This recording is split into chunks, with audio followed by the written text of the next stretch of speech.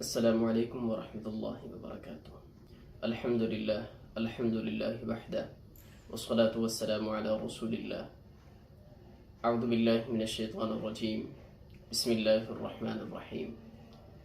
انما المؤمنون الذین آمنوا باللہ ورسولہ ثم لم يرتابوا وجاهدوا بأموالهم وأنفسهم في سبیل اللہ اولئک هم الصادقون۔ صدق اللہ العظیم۔ ناظرین و سامعین، پچھلے 3 سے 4 ماہ سے لے کر اب تک امت مسلمہ کے لیے ایک امتحان کھڑا تھا اور اس وقت بھی جاری و ساری ہے۔ اس امتحان کے اندر اہل غزہ اور اہل فلسطین کامیاب ہو گئے اور باقی ساری کی ساری امت مسلمہ ناکام ہو گئی۔ وہ امتحان کون سا امتحان تھا؟ آپ بھی سوچتے ہوں گے کہ یہ کیسا امتحان؟ جی ہاں، یہ امتحان ایمان کا امتحان تھا۔ یہ امتحان ایمان کے جو عملی تقاضے ہیں، اسلام کے جو عملی تقاضے ہیں، یہ ان کا امتحان تھا۔ اس امتحان کے اندر اہل غزہ اور فلسطین کس طرح سے کامیاب ہوئے؟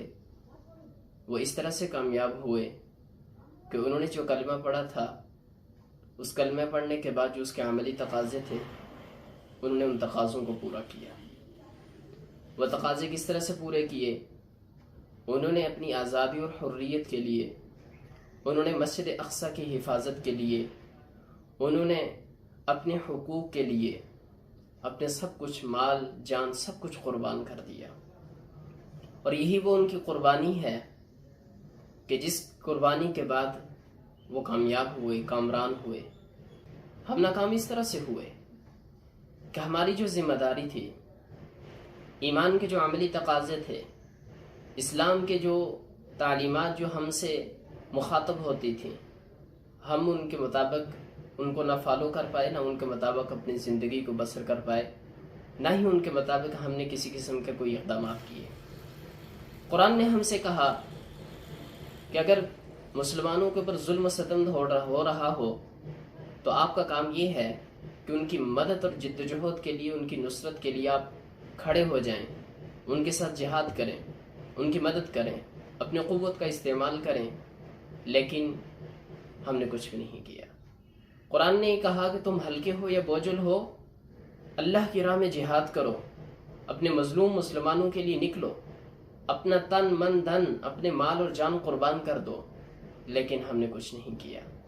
پھر قرآن نے یہ کہا کہ اگر تمہارے پاس طاقت نہیں تو کم از کم تم یہ کر سکتے ہو کہ اس کے لیے آواز تو اٹھا سکتے ہو، مظلوم کے حق میں آواز اٹھا سکتے ہو۔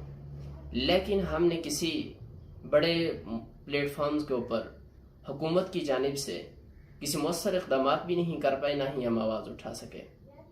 تو اس کا مطلب یہ ہے کہ ہم ناکام ہو گئے۔ اہل غزہ اور اہل فلسطین کامیاب ہو گئے۔ یہی تو اصل کامیابی اور ناکامی ہے۔ کیا محض دنیا کی یہ رنگینی، یہ دنیا کے اندر ترقی، یہ دنیا کے اندر یہ مادیت، یہ مال و دولت کی یہ فراوانی، کیا یہ صرف کامیابی یہ ہے؟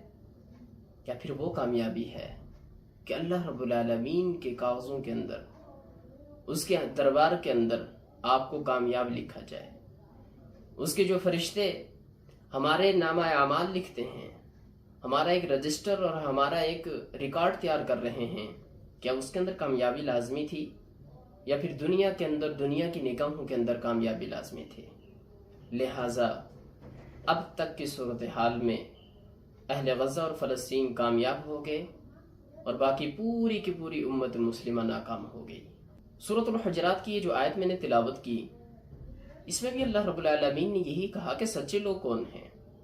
اللہ رب العالمین نے بتایا کہ اپنے ایمان کے دعوے کے اندر سچے کون ہیں اور جھوٹے کون ہیں۔